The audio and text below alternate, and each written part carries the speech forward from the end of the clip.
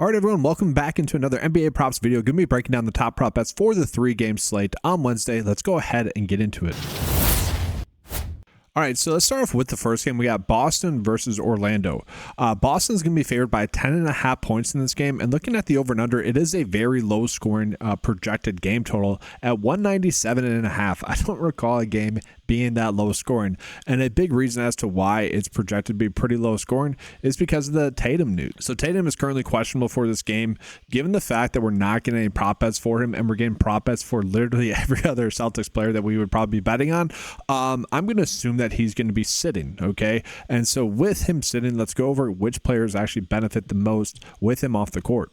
And minutes-wise, it's actually going to be Peyton Pritchard. He is the player that gets vastly more minutes when Tatum is off the court, and he does average 4.6 more points per 36 and 1.6 more assists per 36 as well.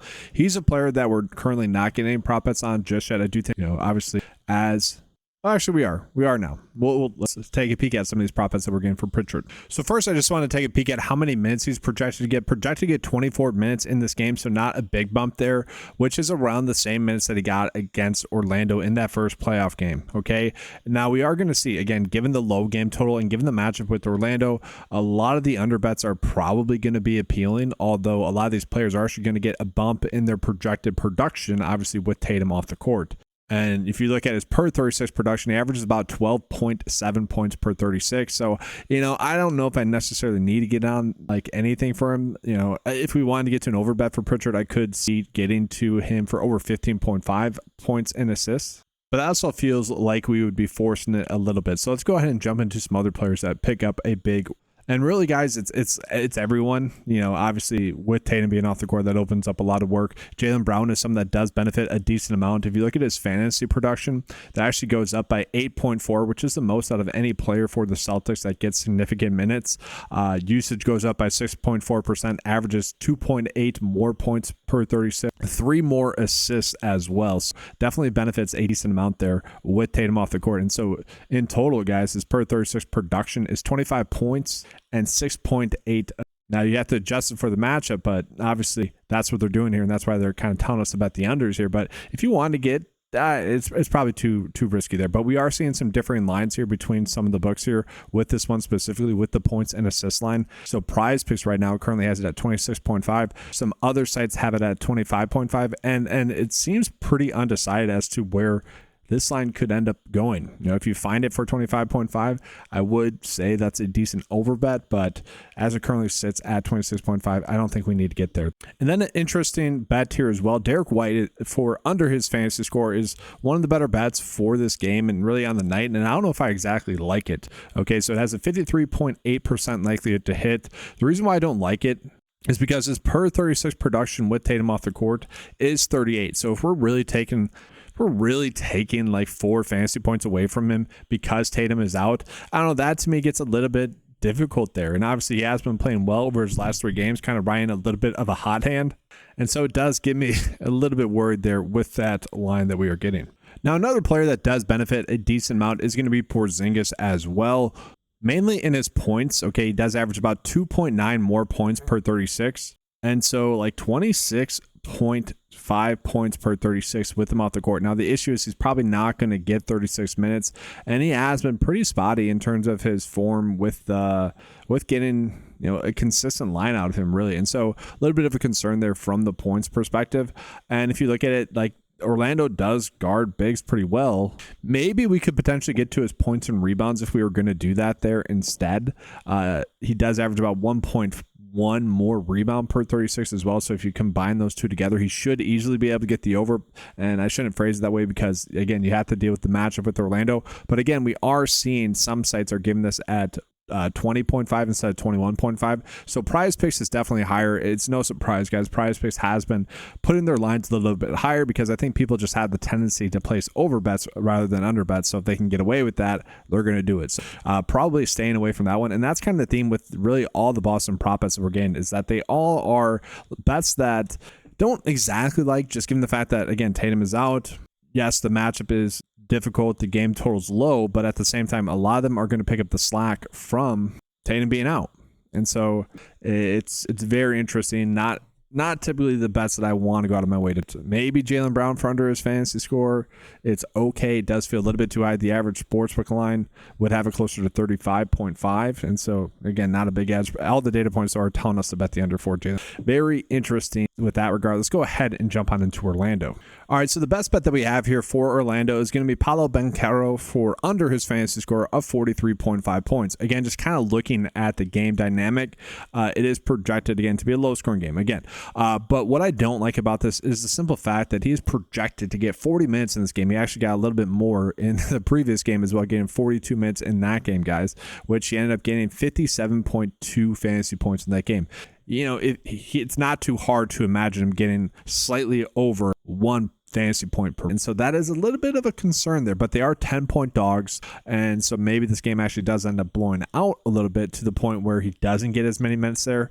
Obviously concerning that betting on a guy to get under anything when he's getting 40 minutes. And it is the best bet, worth calling out. Might just do a game stack, Banchero and Jaylen Brown for under their fantasy scores, maybe tossing Derek White in there as well, and maybe run out 1 or 2 bets just with that. You know, very much limit what I'm doing there, just because they are the best bets and it is a low scoring game. And if you're doing one, you might as well do the under, because at that point you're just betting on Vegas being correct about the game and how the game's going to go. That's the way I see those 3 bets together. And then from there, we're getting some okay spots, but also, again, they'd feel like we're forcing them, and there's no reason to. It's like Jonathan Isaac for over 4.5 rebounds is okay, but again, not really any spots that I feel we need to. So let's go ahead and jump on into the next game. And so now we go ahead and get into that next game, Miami versus Cleveland, guys. It is a 12-point spread in this game in favor, obviously, of Cleveland winning. The over and under is set at 211. So again, kind of a lower scoring game there as well. In terms of players out, same players out, Rozier's out, Kevin Love's out there for Miami. Now, I do want to call out that, yes, it is a 12-point spread, but that didn't really change the minutes for Miami in that regard. So, like, the blowout didn't really adjust their minutes too much, okay? So, Wiggins still got 38 minutes in that game. Bam still got 39 minutes in that game. And Tyler Hero still got 27 minutes in that game. So, basically, all the players that you would be betting on already still got their minutes. Davion Mitchell got 34 minutes, which was probably a little bit much. But, again, still, the players that we are most likely betting on are at least in the minutes that we would want them to get, regardless of if the game blows out or not. Now, tough to say if that's going to happen again in game 2. We'll see. And so we go ahead and get into the top prop bets for this game, guys. The best one is actually looking at Andrew Wiggins to get under his fantasy score. And this is one of the best bets that we have just on the day in general. Andrew Wiggins has a 57% likelihood to get his under fantasy score. The average sportsbook line would have this closer to around 29. Now, the issue that we get is that he is projected to get pretty darn heavy minutes. And again, that's basically, that's less than a point per minute. And all the other data points are kind of telling us to bet the over. So another bet where I wouldn't say it's like an ideal bet. This is a bet, again, where I'm going to get some exposure to. It is literally the best bet that we're going to have for the NBA slate. It's just how much volume do I want to get to that? And if I'm not getting to the best bet this much, it might end up just being a lower volume day in general.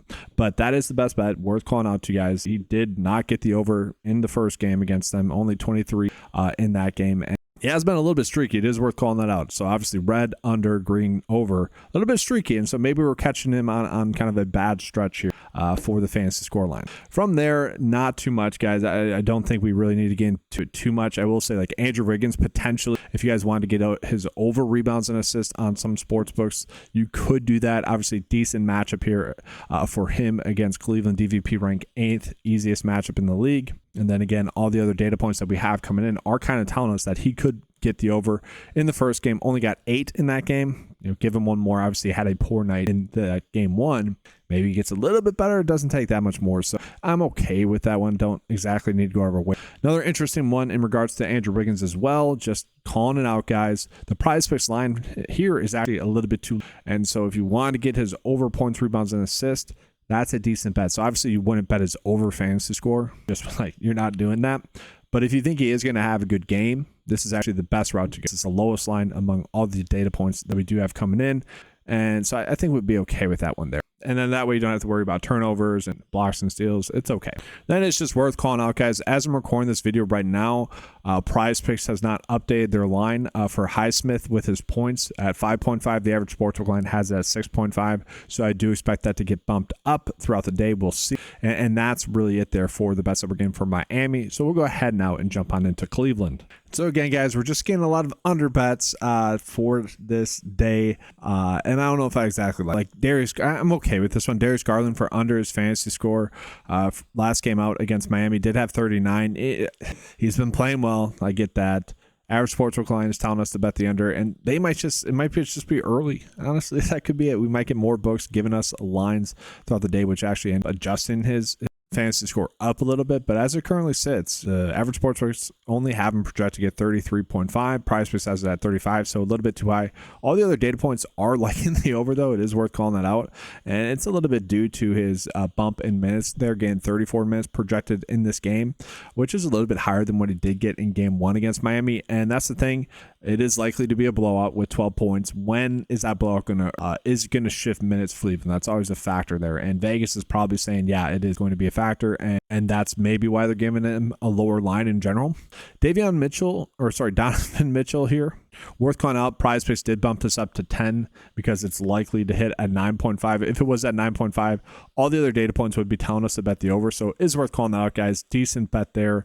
All these sportsbooks are heavily favoring the over still there regardless. Like FanDuel has the lowest odds, so if you like that, you can get there. He only got 9 in the first game against Cleveland, though. Worth calling out. Another one that's worth calling out here as well, Jared Allen for over points and rebounds. This one's actually pretty darn good, and so this one is one that I do expect to get corrected. PrizePicks has this currently set at 22.5. Okay, this is one where I would include it on the bet of the day, but at the same time, I fully expect this type PrizePicks, and it's not really beneficial for me to put this on the bet slip for you guys, because I'm telling you right now, if that's still there, place it. It's a good bet. And it's just, I'd like to have the bet of the day the most beneficial for everyone, but still, if it's there, target that one. It's a good bet. It is worth calling out that we are getting that in some other spots as well. We are getting some prop line differences between PrizePicks and Underdog with Max Strus here. 11.5 points for him. The average sportsbook line is split in the middle there, about 11.3. So that would suggest that the Underdog line is probably a little bit too high there for him. And then we do have Donovan Mitchell with his points as well. Again, Underdog does seem to be a little bit too high there. So 2 bets there that you guys could end up getting to if you guys want to. Now we go ahead and get into the last game, guys. We got the Golden State Warriors versus the Houston Rockets. This is a pretty close game with a 3-point spread, and the over and under is set at 203.5. So I do want to take a peek at the Warriors minutes, and they were just heavy. That's really what I want to call it. Heavy for the starters. So if we are betting on anyone, we're betting on Jimmy Butler, we're betting on Curran Green probably, and then Pods as well. Still, he got a heavy run there as well, 35 minutes in that game as well. Probably don't want to mess with any of these guys. I ended up betting on Looney a decent amount for his under because that's an okay bet. I shouldn't say decent amount, like a few slips. And he only got 9 minutes in that, which is a little bit shame. So again, yeah, just targeting the 4 players for the Warriors. And then this isn't too crazy for the Rockets, guys. It was a pretty concentrated minute share just a tight rotation. I should phrase it that way. It was a tight rotation, only 8 players getting minutes in that game, and all pretty consistent. So that again should kind of make betting easier, especially if we are targeting some overbet. Now, I will say, unfortunately for the Warriors, we're really not getting great spots. Okay, all the players are properly valued per Vegas odds. The 9 to 5 data does kind of like a lot of overbets. So if you guys are maybe liking any of these, like say Jimmy Butler for over 5.5 assists, a decent sportsbook bet, as I always call out, guys, you could end up getting there. Some are really liking the over a decent amount. FanDuel has this at minus 144. And so this is one where it could end up getting bumped. 52% likely. Actually, it might get there. I might get to this now. He is going to get 41 minutes. I could get there with that one. That might be the only Golden State Warriors one that but from there, Pods, if you want to bet on his over rebounds or over points, you could end up doing that there. But nothing too crazy there. That feels like we're just forcing it. So we'll go ahead and jump on into Houston to close this up, and then we'll get into the bet of the day. And now with Houston, we are getting one good bet, and that's going to be Steven Adams to get over his rebounds of 7. Now, the slight issue that we have with this is that it is a bet that is currently being favored as a push, and we need to get more lines coming in. So we only have like Bovada coming in, who has us at minus 145. So, and that's to get over 6.5. So again, this is probably going to be a pretty good likelihood for to be a push at 7. But ideally, I would like to get more data coming in on this. Now, last game against the Golden State Warriors, he did get 19 minutes, which is what he's projected. Was able to get 12 rebounds in that game. And if we look at his game log, as long as he does continue to get around those minutes, he should be able to get the over. I was a little bit surprised to see those minutes continue, honestly, but just given the playoffs, you know, I was wondering if he would still get around 20 minutes, and he did. And so if that continues, then yeah, I am fine with him at 7. And then from there, guys, all the prop bets, again, are just properly valued after that point. And so with that, let's go ahead and get into the 9-to-5 bet of the day. But first, before we do that, guys, if you guys would like access to any of the tools available on 9to5sports.com, like the NBA cheat sheet that was just shown to you guys, head on over to 9to5sports.com, get access to all the tools for just $10 a month, including that is going to be fantasy golf tools, as well as all the PrizePicks and Underdog prop betting tools. Again, all for just $10 a month. So we go ahead and get to the 9-to-5 bet of the day. A little bit different here, guys, in the sense that I do want to call it, you could just do a four slip, but I'm more or less just calling out my thought process just to recap it here. So like with Derek White and Banchero, I like these two bets together. Okay. So again, don't necessarily love these individually like at all, but if we're betting the unders, we're mostly just betting on Vegas being right about how the game is going to go. And so we could end up on the unders. It's a low scoring game is what Vegas is saying. From there, taking advantage of the prop line difference for Jared Allen. I mentioned I might not put it on the bet of the day. I did want to reiterate. So good edge there right now. I expect that line to get bumped. And then Jimmy Butler, this is a good spot. Steven Adams at 7. We'll see how that line comes out to be. And then Andrew Wiggins for under 31.5 fantasy score. That is the best bet on the board. Kind of a low volume day NBA wise as it currently sits with the board. We'll see how that progresses tomorrow. Obviously, we will have MLB prop bets on the PrizePicks cheat sheet. Probably getting some exposure to those, and we have some PGA prop bets as well. All right, that's going to be all, guys. Thanks for watching. Good luck. Leave a like and subscribe to the channel. And as always, let's keep cashing.